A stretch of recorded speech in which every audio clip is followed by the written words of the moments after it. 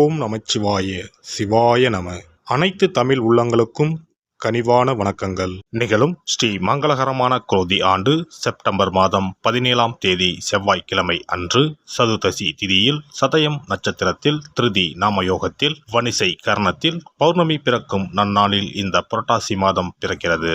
இம்மாத கிரகநிலை என எடுத்துக்கொண்டால் ரிஷபராசியில் குரு பகவானும், மிதுன ராசியில் செவ்வாய் பகவானும், சிம்ம ராசியில் புதன் பகவானும், கன்னி ராசியில் சூரியன் சுக்கிரன் கேது பகவானும், கும்பராசியில் சனி பகவானும், மீனராசியில் ராகு பகவானும் உள்ளனர். இம்மாத கிரகப்பெயர்ச்சி என எடுத்துக்கொண்டால் புரட்டாசி மாதம் 3ஆம் தேதி புதன் பகவான் கன்னி ராசியில் உச்சம் பெறுகிறார். புரட்டாசி மாதம் 3ஆம் தேதி சுக்கிர பகவான் துலாம் ராசிக்கு இடப்பெயர்ச்சியாகிறார். புரட்டாசி மாதம் 20ஆம் தேதி புதன் பகவான் துலாம் ராசிக்கு பயிற்சியாகிறார். புரட்டாசி மாதம் 28ஆம் தேதி சுக்கிர பகவான் துலாம் ராசியில் இருந்து விருச்சிக ராசிக்கு பயிற்சியாகிறார். புரட்டாசி மாதம் 29ஆம் தேதி குரு பகவான் ரிஷப ராசியில் வக்ரமடைகிறார். இந்த கிரக அமைப்பு மற்றும் பெயர்ச்சியால் உங்கள் வாழ்வில் உண்டாகும் சுபம் மற்றும் அசுப பலன்கள் என்ன என்பதனை இப்பதிவில் விரிவாக காண்போம்.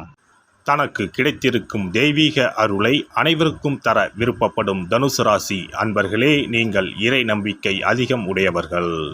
இந்த மாதம் அனைத்து கடினமான பணிகளையும் எளிதாக செய்து முடிக்கும் சூழ்நிலை உண்டாகும். பணவரத்து உண்டாகும். உடல் ஆரோக்கியத்தில் கவனம் தேவை. வீண் செலவுகள் உண்டாகும். எதிர்ப்புகள் நீங்கி காரிய அனுகூலம் உண்டாகும். நீண்ட தூர பயணங்கள் மூலம் லாபம் கிடைக்கப் பெறுவீர்கள். எதிர்பார்த்த உதவிகள் கிடைக்கும். தொழில் வியாபாரத்தில் இருப்பவர்களுக்கு பழைய பாக்கிகள் வசூலாகும். கடன் பிரச்சனைகள் குறையும். தொழிலில் இருந்த போட்டிகள் விலகும். வேலை தேடுபவர்களுக்கு உத்தியோகம் கிடைக்கும். உத்தியோகத்தில் இருப்பவர்களுக்கு மறைமுகமான எதிர்ப்புகள் விலகும். குடும்பத்தில் இருந்த கஷ்டங்கள் நீங்கும். குதூகலம் அதிகரிக்கும்.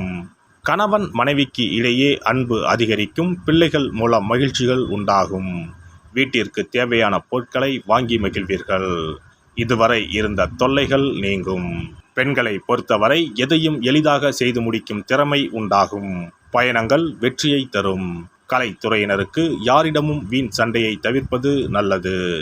மற்றவர்களிடம் திடீர் கருத்து வேற்றுமை ஏற்படலாம். அனுசரித்து செல்வது நல்லது.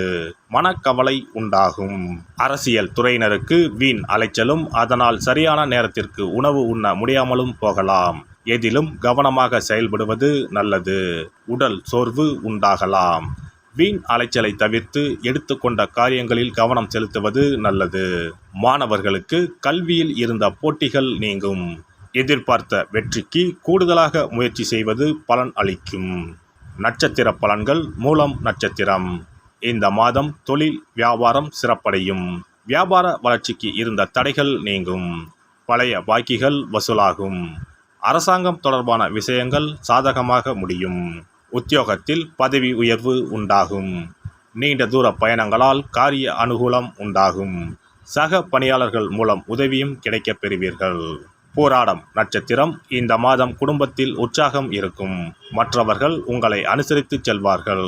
தம்பதிகளுக்கிடையே மகிழ்ச்சியான நிலை காணப்படும். பிள்ளைகளுக்கு மருத்துவ செலவு ஏற்படலாம். பேச்சின் இனிமை சாதுரியத்தால் எளிதில் காரியங்கள் கைகூடும். உத்திராடம் 1ஆம் பாதம். இந்த மாதம் எதிர்காலத்துக்கு உதவக்கூடிய விஷயங்களில் ஆர்வம் உண்டாகும். ஆன்மீக சிந்தனை அதிகரிக்கும். உத்தியோகத்தில் உயர்வு உண்டாகும். மனதில் இருந்த குழப்பம் நீங்கி தைரியம் ஏற்படும். போட்டிகளில் பங்கு பெற ஆர்வம் உண்டாகும். நவ கிரகங்களில் குருவை வியாழக்கிழமையில் வணங்க எல்லா கஷ்டங்களும் நீங்கி சுகம் உண்டாகும். சிறப்பு தொகுப்பு. கண் திருஷ்டிகள் அகன்று தடைப்பட்டு கொண்டிருக்கும் காரியங்கள் நிறைவேற செய்ய வேண்டிய பரிகாரம் என்ன என்பதனை பற்றி காண்போம். வாழ்க்கையில் நல்ல நிலையில் இருந்தவர்கள் கூட திடீரென்று பொருளாதாரம் இழந்து மன கஷ்டங்களுடன் வாழும் நிலை ஏற்படும்.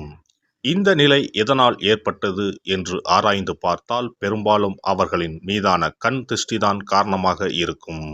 கல்லடி பட்டாலும் கண்ணடி படக்கூடாது என்று சொல்வார்கள் அல்லவா, அது உண்மைதான். இது போன்ற பிறரின் பொறாமை கொண்ட கண் திருஷ்டியினால் பலரின் வாழ்க்கை சிரமத்திற்கு ஆளாக நேரிடும். இது போன்ற கண் திருஷ்டிகளிலிருந்து எப்படி தப்பிப்பது? இருக்கவே இருக்கிறது எளிதாக கிடைக்கும் ஊமத்தஞ்செடி. தெய்வ சக்தி நிறைந்த செடியாக கருதப்படும் ஊமத்தஞ்செடியின் காய், பூ, இலைகள் என அனைத்தும் தீய சக்திகள் விரட்ட பரிகாரத்துக்கு பயன்படுகிறது. பொதுவாக ஊமத்தம் காய்க்கு கெடுதலை அகற்றக்கூடிய சக்தி உண்டு. நம் வீட்டில் உள்ள எதிர்மறை சக்தியை அகற்றுவதற்கு ஊமத்தங்காய் தீபம் சிறந்த பரிகாரமாகிறது. தெய்வீக மகத்துவம் நிறைந்த ஊமத்தங்காய் மற்றும் பூவையும் எடுத்துக்கொள்ளுங்கள். வீட்டுக்கு அருகில் இல்லை என்றால் நாட்டு மருந்து கடைகளில் கிடைக்கும். இந்த 2 பொருட்களையும் மஞ்சள் தண்ணீரை கொண்டு நன்றாக கழுவி விடுங்கள்.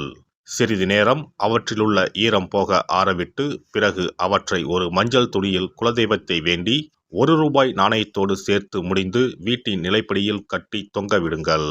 இந்த முடிச்சை வெள்ளிக்கிழமை அல்லது ஞாயிற்றுக்கிழமைகளில் தயார் செய்து வாசல் படியில் கட்டுவது சிறப்பு. தினமும் வீட்டில் தீபம் ஏற்றி காண்பிக்கும் போது இந்த முடிச்சுக்கும் காண்பிக்கவும். இதேபோல் ஊமத்தம் இலைகள் கிடைத்தால் அந்த இலைகளை சுத்தமான மஞ்சள் தண்ணீரில் கழுவிவிட்டு அவற்றை கொண்டு வீட்டில் இருக்கும் விநாயகருக்கு திங்கள் கிழமைகளில் தொடர்ந்து அர்ச்சனை செய்து வர வேண்டும். ஊமத்தம் பூவையும் விநாயகருக்கு சூட்டலாம். 3 வாரங்கள் தொடர்ந்து திங்கள் கிழமைகளில் விநாயகருக்கு ஊமத்தை இலையால் அர்ச்சனை செய்து ஊமத்தம் பூவை சூட்டி வழிபட்டால் வீட்டில் உள்ள கெட்ட சக்தி நடமாட்டம் மற்றும் கண் திருஷ்டிகள் தீரும். ஊமத்தம் செடியும் சிவபெருமானுக்கு உகந்த இலை ஆகும். இந்த ஊமத்தங்காய் வைத்து சிவபெருமானுக்கு தீபம் ஏற்றி வழிபடுவதன் மூலம் நமது பிரச்சனைகளில் இருந்து எளிதாக விடுபட முடியும். முதலில் 2 ஊமத்தங்காய்களை எடுத்துக்கொள்ள வேண்டும். அவற்றின் மீது முட்கள் இருப்பதால் மிகவும் கவனமாக கையாள வேண்டும். ஊமத்தங்காயின் காம்பு பகுதிகளை வெட்டி கொண்டு கத்தியை பயன்படுத்தி ஊமத்தங்காயின் உள்ளே இருக்கும் விதை பகுதியை முழுவதுமாக நீக்கிவிட வேண்டும். பின்னர் 2 அகல் விளக்குகள் மற்றும் விளக்கு வைப்பதற்கான 2 தட்டுகளை எடுத்து சுத்தம் செய்து அவற்றிற்கு மஞ்சள் குங்குமம் பொட்டு வைத்துக் கொள்ள வேண்டும். பின்னர் 2 தட்டின் மீதும் ஒவ்வொரு அகல் விளக்கை வைத்துக் கொள்ள வேண்டும். அதன் பிறகு எப்போதும் பூஜை செய்வதற்கு வைப்பது போன்ற வெத்தலைப்பாக்கு, பழம் போன்றவற்றை வைத்துவிட்டு 2 விளக்குகளையும் ஏற்றி சிவபெருமானை மனதார வேண்டிக் கொள்ள வேண்டும். எனக்கு இருக்கும் பிரச்சனைகள் அனைத்தும் தீர்ந்து இன்பமான வாழ்க்கை கிடைக்க வேண்டும் என வேண்டிக் கொள்ள வேண்டும். இந்த பூஜையை வெள்ளிக்கிழமை அன்று தொடங்கினால் தொடர்ந்து 9 வெள்ளிக்கிழமைகள் செய்ய வேண்டும். ஊமத்தங்காயின் மீது எவ்வாறு முட்கள் இருக்கிறதோ அதுபோல நமது வாழ்க்கையில் இருக்கும் முட்கள் போன்ற பிரச்சனைகளை அவை தீர்த்து வைக்கின்றன. இந்த பூஜையை நாம் தொடர்ந்து செய்து வருவதால் நம் மீது இருக்கும் கண் திருஷ்டிகள் அகன்றுவிடும். தீராத துயரங்கள் தீர்ந்துவிடும். பணம், நகை நம்மிடம் பெருகி வரும். சிலருக்கு கையில் சுத்தமாக பணம் இருக்காது. வறுமை தாண்டவமாடும். கடன் தொல்லையால் கஷ்டப்படுவார்கள். பண பிரச்சனையில் சிக்கி கொண்டிருப்பவர்கள் இந்த தீபத்தை ஏற்றினால் 3 வாரங்களில் நல்ல பலனை பெற முடியும். தொழிலில் நல்ல முன்னேற்றம் இருக்கும். கடன் பிரச்சனைகள் தீரும். உறவினர்களிடையே பகைமை இருந்தால் அவையும் மறைந்துவிடும்.